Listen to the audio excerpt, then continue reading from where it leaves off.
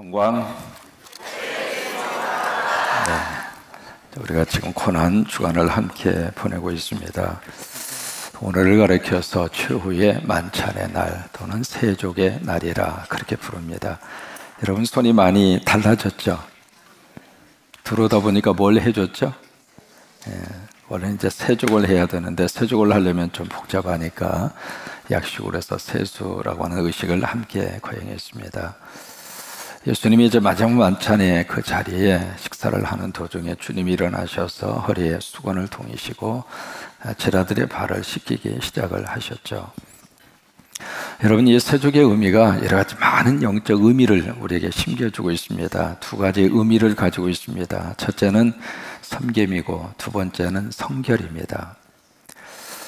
이스라엘이라고 하는 그 환경 자체가 먼지가 그렇게 많습니다. 그래서 어느 집을 들어가든지 초청한 사람이나 그렇지 않는 사람이나 반드시 하는 행위 하나가 있습니다. 그것이 바로 뭐냐면 손을 씻는 거예요. 또 발을 씻는 겁니다. 본인이 먼저 씻을 수도 있겠고요, 아니면 그 집에서 가장 아랫사람이 자기 집에 오는 손님들에게 가장 먼저 이렇게 베푸는 행위가 바로 그거예요. 여러분, 콩고에 가서 보니까 식사하기 전에 식탁에 가는 바로 그 지점에 바로 그 집의 여자분이 꼭 거기에 물을 가지고 이렇게 씻을 수 있도록 이렇게 꼭 그 배려를 해요. 그것이 식사하기 전에 콩고 사람들이 갖는 예의 중에 하나인데, 바로 이스라엘도 그런 하나의 풍습을, 생활 속에서 그런 풍습을 가지고 있고, 그것이 신앙적으로 영적으로 들어와서 신앙적인 행위로 들어왔는데, 그래서 구약 성경에서는 성소에 들어가기 전에 물두멍이라고 하는 것이 있습니다. 거기서 반드시 씻고 성소로 들어가야 해요. 바로 그 행위를 하시면서 예수님이 뭐라고 말씀하시는가? 마지막에 그 말씀을 하세요. 요한복음 13장에 내가 주와 선생으로 너희의 발을 씻겼으니 너희도 서로 발을 씻기는 것이 옳으니라 라고 하는, 여러분, 그 말씀 속에서 강조하고 있는 것이 옳은 행위가 바로 그거라고 하는 거예요.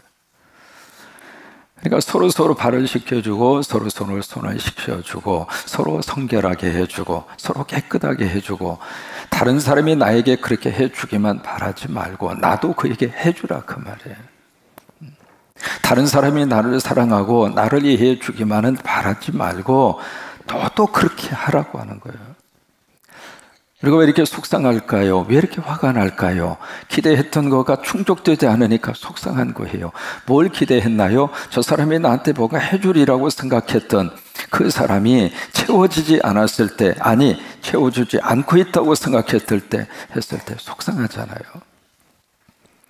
근데 예수님은 이 세족의 이 행위를 통해서 서로라고 하는 단어를 쓰고 있습니다. each other, 서로. 그 서로라고 하는 것은 누가 먼저, 그런 의미가 아닙니다. 마음속에 있는 사람이 먼저 하는 거예요. 마음속에 감동이 있는 사람이 먼저 하는 거예요. 좀 내가 어른이라고 생각하면 먼저 하라 그 말이에요. 그거 할 때까지 다 뒷짐지고 내 발 신나 안 신나 안 돼 한번 볼 거예요. 그냥 왜 안 씻어? 그런 자세, 그런 태도가 아니라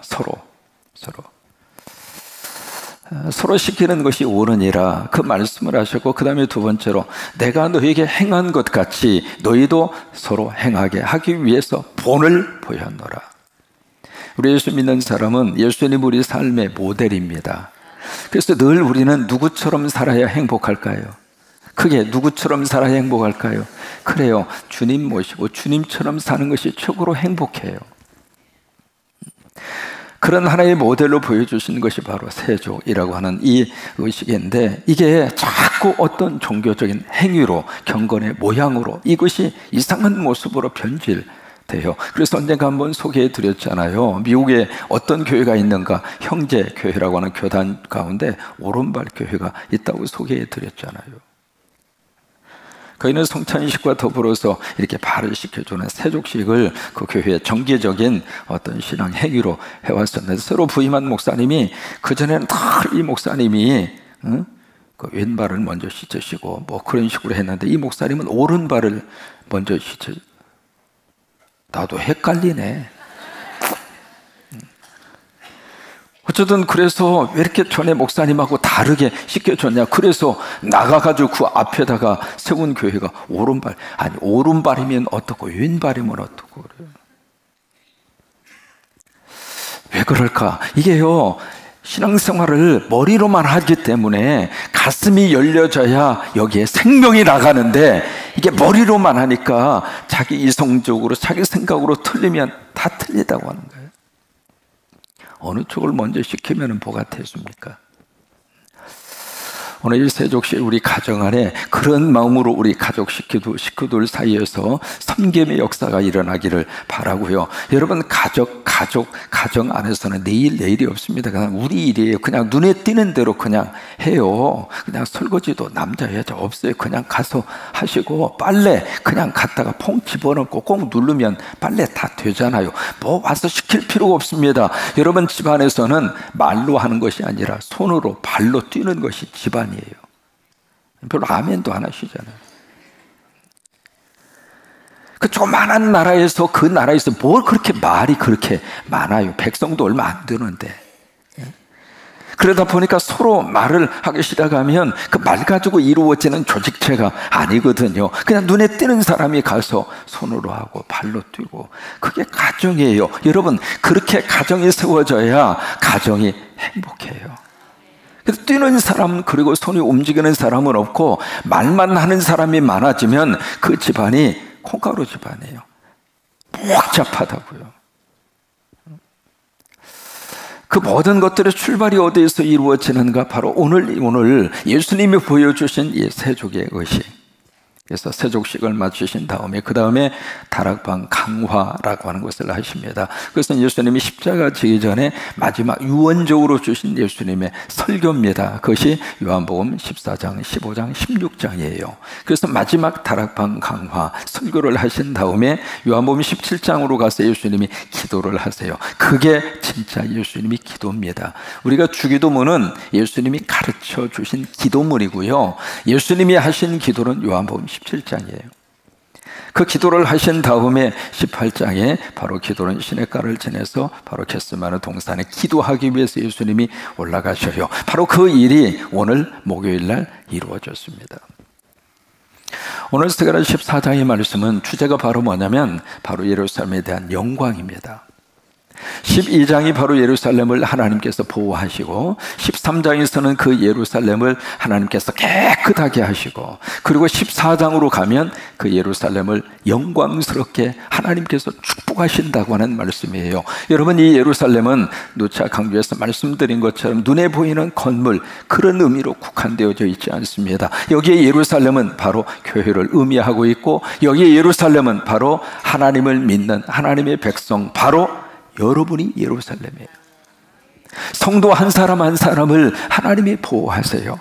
어떻게 보호하시는가? 눈동자처럼 보호하시고, 독수리 날개로 그의 새끼를 품은 같이 그렇게 보호를 하시고, 닭이 병아리를 안는 것처럼 하나님이 하나님의 백성들을 보호하셔요. 그 하나님의 약속은 지금도 우리 안에 그대로 이루어져요. 또 하나, 그 하나님의 백성들을 퓨리파이, 깨끗하게 하세요. 왜요? 깨끗해야 깨끗한 하나님과 통합니다. 거룩은 거룩과 함께 있어야 거룩의 영성은 거룩으로 연결되는 거예요. 거룩하신 그 하나님이 거룩하지 않는 존재 속에 들어올 수가 없어요. 그러니까 성령님이 내 안에 들어오시면은 가장 먼저 하시는 것이 바로 무엇인가? 더러움을 자꾸 우리로 하여금 생각나게 하는 거예요. 그 더러움이 없어져야, 불순물이 빠져버려야, 그래야 깨끗한 성령이 우리 안에 충만히 거하시기 때문에, 그래야 그 성령님이 우리 인생을 통해서 하나님의 일을 하시기 때문에, 나는 더러움 상태로 있으면서 성령의 역사만 기대하는 사람은 이 자체가 벌써 모순이에요. 그럴 수가 없어요. 그래서 역사적으로 부흥의 역사가 일어나는 현장마다 가장 먼저 하나님의 역사하신 것은 회개의 영을 터뜨려 주신 거예요. 왜요? 속에 있는 거 다 꺼내놓으셔야 돼요.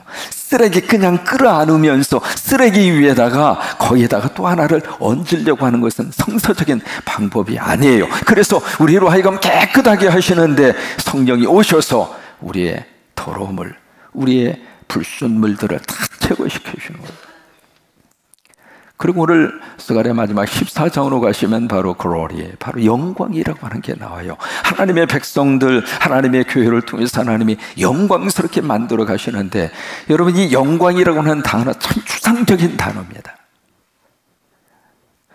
우리가 교회 안에서 듣는 여러 가지 많은 용어들이 있습니다. 그 용어들에 대해서 제대로 정리하지 않고 개념 정리가 정확하지 않아서 그 용어 자체를 쓰면서도 이게 무슨 말인가? 설명할 수 없고 설명되지 않는 용어들이 의로 많습니다. 이제 그 중에 하나가 구원 문제입니다. 구원에 대한 단어도 마찬가지예요. 들어자마자 처음 세 가지고있는데 구원받으세요. 도대체 이 구원이 뭔가? 10원이나 줬으면 좋겠는데 왜 구원만 준다고 그럴까? 이게 개념 정리가, 이게 우리가 평상시 어렸을 때부터 흔하게 들었던 그 용어와 단어 자체가 이게 머리는 들려오는데 가슴으로 느껴오지 않는단 말이에요. 그 중에 하나가 영광이라고 하는 단어입니다. 여러분 성경 속에 영광 얼마나 많이 등장을 해요. 그리고 우리가 하나님이 영광 받으세요, 우리가 흔히 하고 있는 말이잖아요. 이 영광이라고 하는 말, 이것을 원래 히브리어로 카보드라고 하는 말을 씁니다. 카바드라고 하는 말을 써요. 카바드. 그 다음에 헬라어로는 독사. 조금 발음이 그렇죠? 근데 발음이 그래요. 독사. 영어로 이제 glory라고 하는 말을 쓰고요. 영광. 그 영광이라는 원래 그 단어의 뜻은 무게라고 하는 뜻입니다. 무게 또는 가치, 중요성, 그것을 영광이라고 하는 단어를 쓰고 있어요. 영광을 우리가 다른 말로 말하면 하나님이 가지고 계시는 하나님의 어떤 속성이 있잖아요. 하나님의 어떤 아름다움이 있잖아요. 하나님만이 가지고 계시는 하나님의 독특한 캐릭터가 있다, 그 말이에요. 그 하나님의 속성이 드러나는 것을 영광이라고 그래요. 그러니까 예를 들면 하나님 영광 받으세요. 그게 무슨 말이냐면 하나님의 속성 가운데 우리가 흔히 느낄 수 있는 것 중에 하나가 사랑입니다. 사랑은 하나님의 속성입니다. 그건 마귀와 사탄의 속성일 수가 없어요. 그러니까 사랑이라고 하는 그 단어 자체 속에, 사랑이라고 하는 행위 속에 누가 담겨져 있는가? 하나님이 담겨져 계세요. 그러면 서로 사랑하잖아요. 그러면 거기에 누가 드러나고 있는가? 하나님이 드러나는 거예요. 정말로 가슴 속에서 그를 끌어안고 I love you, you love me, yes we love you. 다 좋은 말입니다. 그러면서 이제 서로 진심으로 그냥 사랑하잖아요. 서로 가족 안에, 우리 부모와 자식 간에 열화하신 부모님 가슴으로 끌어안고 길러주시고 사랑해주시고 험한 역사의 파도에서 우리를 보호해주시고 너무 고마워서 이제 끌어안는 순간 이제 연약해져서 뼈마디만 손으로 느껴오는 부모님, 그러면서 가슴 속에서 자식으로서 부모를 향하여 아버님, 어머님 진심으로 사랑합니다. 그 사랑에 대한 것이 서로 오고 가잖아요. 부부지간에도 마찬가지고요. 우리 성도들 사이에서도 마찬가지고요. 오늘 아침 장로님들이 씻어주면서 옆에서 이렇게 보니까 간절히 기도하면서, 그러니까 성지라고 세움받은 우리 장로님들이 새벽에 보니까 저보다 일찍 나왔어. 사실은 제가 거의 등수 안에 들거든요. 근데 와서 보니까 벌써 우통 벗고 있어. 뭐 하나 싶었더니 성도들 손을 씻어주려고. 그게 바로 지금 성도들과 이 함께 짚은 자들 사이에서 사랑이 오가잖아요. 여러분, 그 사랑이 드러나는 그곳에 영광이 있다 이 말이에요. 그 영광이 바로 무엇인가? 거기에 하나님이 계신다 이 말이에요. 하나님이 드러나면 그게 영광이에요. 마귀와 사탄이 드러나면 그건 영광이 깨진 거고요. 그렇게 이해하시면 영광이라고 하는 이 단어의 의미를 다시 한번 느끼실 수가 있을 거예요. 도저히 용서할 수가 없어요. 아니, 용서하고 싶지 않아요.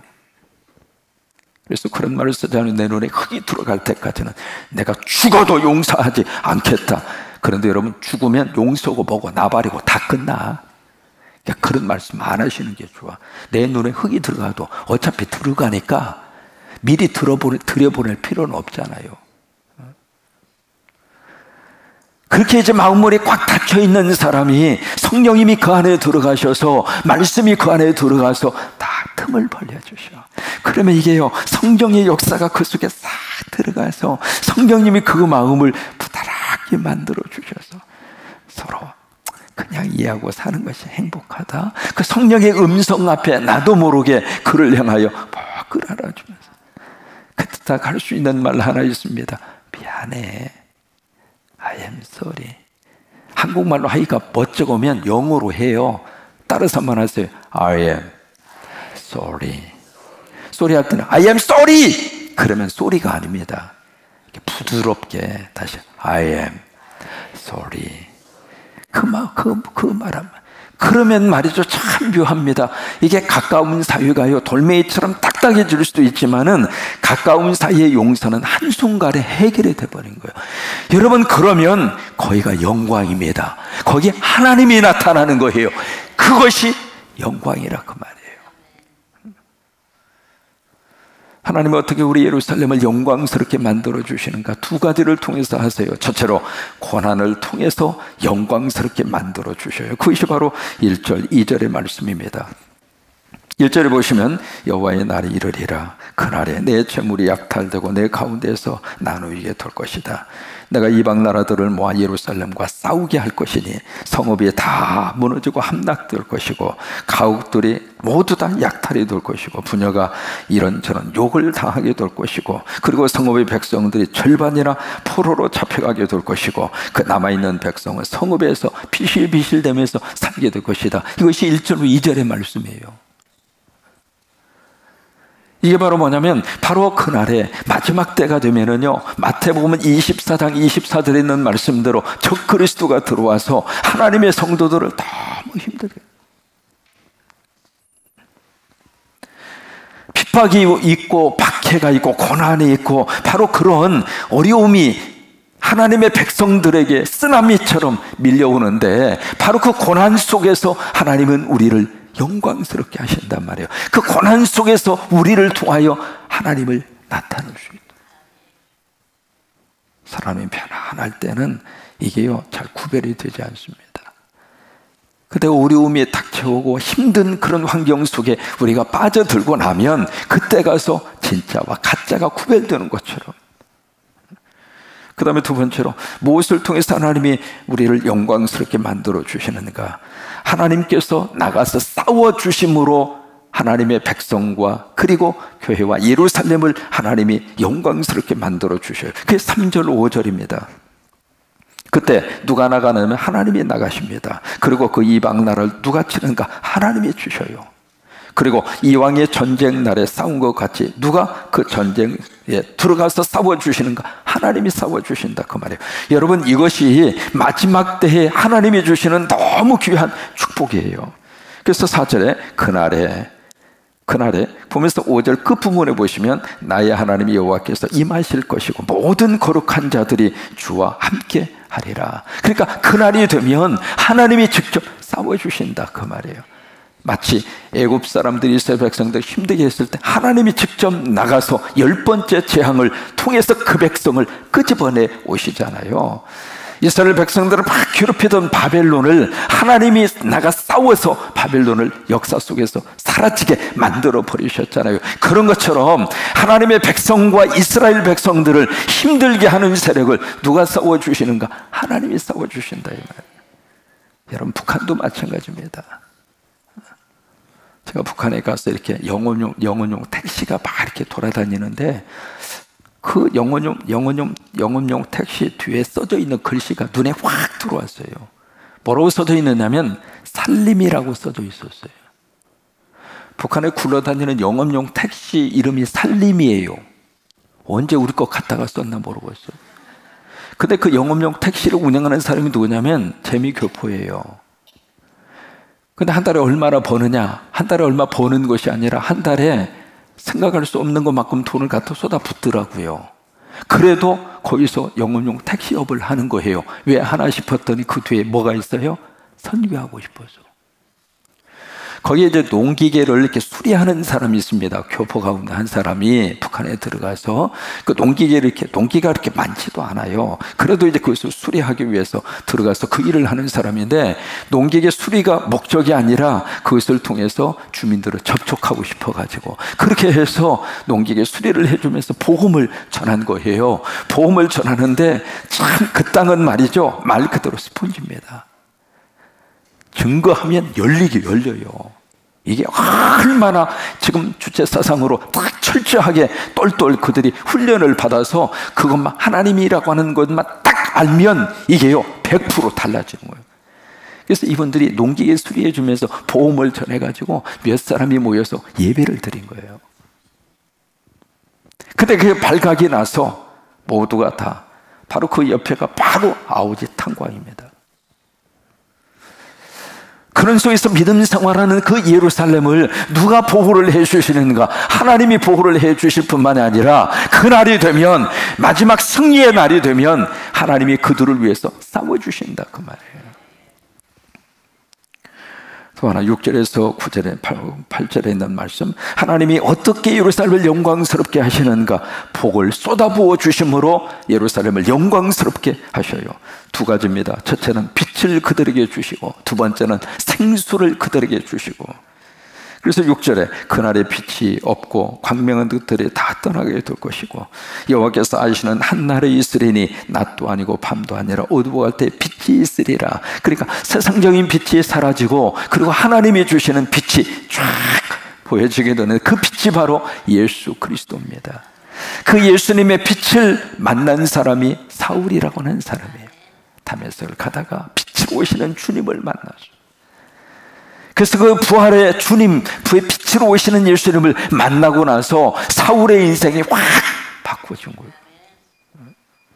그러면서 두 번째로 8절에 그날의 생수가 예루살렘에서 솟아나게 될 것이다. 이것이 에스겔 47장의 말씀이에요. 성전 문지방에서 물이 팍 솟아나서 이 물이 팍 차오르기 시작하잖아요. 그래서 발목을 적시고 무릎을 적시고 허리를 적시고 나중에는 헤엄칠 수 없을 정도로 그 물이 꽉 가득하게 채워져 있었던 그 환상을 에스겔이 보잖아요. 저는 그 환상을 볼 때마다 하나님의 성전에서 하나님의 진리의 말씀이 쏟아지게 하여 주옵소서. 여기서 하나님의 축복의 물이 쏟아지게 하여 주옵소서. 그래서 강대상이 살면 우리 영혼이 살고, 강대상이 살면 우리 가정이 살고, 강대상이 살면 우리 지역이 살고, 강대상이 살면 우리 민족이 살아요.